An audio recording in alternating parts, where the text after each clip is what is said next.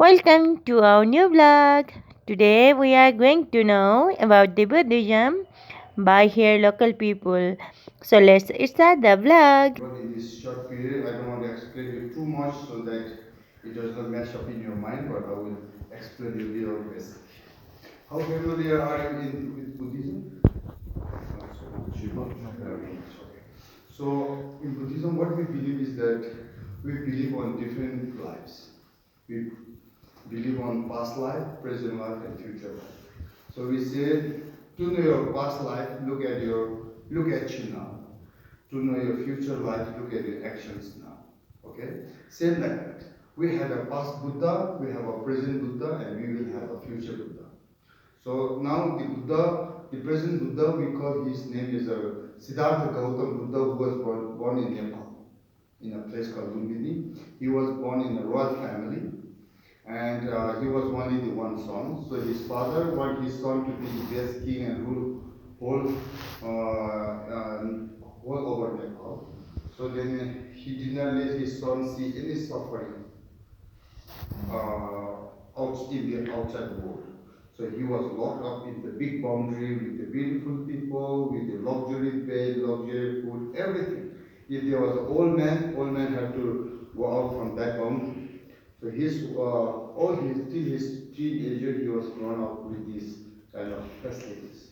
So one day he think, why do my father lock me only in this trap area? So I have to go and see without knowing my father. So he escaped with his colleague, and when he see first an old man with a bed back with his stick, and he asked to his colleague, "What is this man?" And he said, his colleague replied, "He's an old man. We all will get old one day." So this Siddhartha, who was not already a Buddha, he told, "But I am a king's son. Do I get old?" And he said, No matter whether rich, poor, or whether you are a prince, we all will get old. Okay? Again, they keep walking, and they see a one dead body carried for cremation by four people, and ask the same question, what are they carrying? They said, this is a dead person, he is dead, and he did not know till that day that we do die. So he asked, but I am a prince, I am so rich, I have a golden bed, every luxurious life. Do I die? No matter, we all will die. So these things question him so much that why did my father did not give me these experiences? So he thought, so there is no any importance of being a prince or a king. So I have to find out, why do we suffer? Is there the solutions that we can get rid of the sufferings? Okay. Then during this period, he also get a fall in love with one lady in the palace, and he gave a birth to the baby boy. So he wanted to escape to find the nature of life, the meaning of life, nature of the truth. Why do we suffer? Is there any solutions to get away from these sufferings? So then he tried to escape, but his wife, his children, his son was like a source of attachment. Mm-hmm. So he tried, but their love would like bring him to, not to go out. So one day, without letting know his wife, his family, he ran away from the palace, and he go to India. At that time, the story is about 2,500 years ago, so there were no any boundary between like Nepal and that. So he goes to a place called, have you heard? Where the Buddha got enlightened.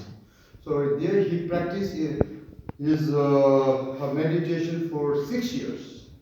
He tried many different techniques. Sometimes he did not eat for so many days. He was so skeletal. He tried different methods, but at last he thought, also practice of too extremism is also not good, and facilities life is also not good. So we say that the path of middle way. So he took the path of middle way, and in 6 years, we call that he reached to the enlightened. Then he became a Buddha. Okay. So after he became a Buddha, again he questioned himself that he got so many knowledge that how he could give his knowledge to the share to the people, whether people will believe or not. So then he went to the place called Varanasi, where the Buddha gave his first teachings. So we say that Buddha gave the teachings in 84,000 different techniques, 84,000 teachings. But when we concise and we say that Buddha gave the teachings which we call first sermon, second sermon, and third sermon. Okay? So first sermon he gave a teaching in a place called Varanasi. So he told the life is suffering. All life involves unhappiness. And second noble truth, we call four noble truth. Life involves unhappiness and suffering, the cause of suffering. And cause of suffering is by your diluted minds, diluted actions, negative emotions. Okay? And third, what he said is that sufferings can be eliminated. And fourth is that he gave the eight, which we call the eightfold paths: right view, right conduct, right mindfulness, right livelihood, right effort, right concentration, right eight different techniques that if we go through that techniques, then the suffering will reduce in our whole life. So, which we call the first sermon. So he told that there is four sufferings we cannot, nobody can eliminate. Suffering of birth, you get it? Suffering of mother's pregnancy, so many suffering, whether the children will be born into the right conditions or not. And so suffering of birth, not only animal, but not only human beings, but we believe that it is this suffering we also have with all the creatures. And second suffering, suffering of age. Nobody wants a wrinkle in your face, nobody wants a white hair, but you will get a old stage. Nobody wants to get a suffering of sickness and suffering of death. These four sufferings, even the Buddha or even Dalai Lama or rich, poor, whoever will face to these stages, but other sufferings we are creating by our own negative emotions like hatred, ego, selfishness, anger, ego, or attachment, desire, these kind of things. Okay? So after that, then he gave the second teachings in which we call it also in yeah, now it represents in Nepal. He said he gave we call the six perfections: how to develop the generosity, how to develop the passions, about the wisdom, and about the efforts of the six techniques. And third ceremony, he gave teachings. He gave we call teachings on the emptiness, on the practiceness of the emptiness or the impermanent. And he escaped from his house at the age of 29, and he was enlightened at the age of 35. At the age of 35, he became a Buddha, and he gave teachings till the age of 80. So he died at the age of 80. So when he died, always if you see the picture of the Buddha, then there will have his two disciples very near to him, like I'm telling you. And then two are his two closest disciples. So when he was going to his impermanent, everything will change. And the whole life you have to practice your life in the concept of the impermanent. Also my religion, when it will travel from one place to another, the culture, tradition will get mixed, and there you might find some kind of minor changes, but never change these four noble truths, which we call suffering, cause of suffering, sufferings can be eliminated, and the ways of eliminating. So if you go to the Zen Buddhist, Thai Buddhist, or Tibetan Buddhist, then the principle, way to practice of Buddhist, like which we call the Mahayana Buddhist, the Buddhism that you will find in Japan, China. This practice of this region, we call this a Mahayana Buddhism. And the Buddhist that we practice in the Himalaya region, we call the Tibetan Buddhism, which came from Tibet, which we call the Vajrayana.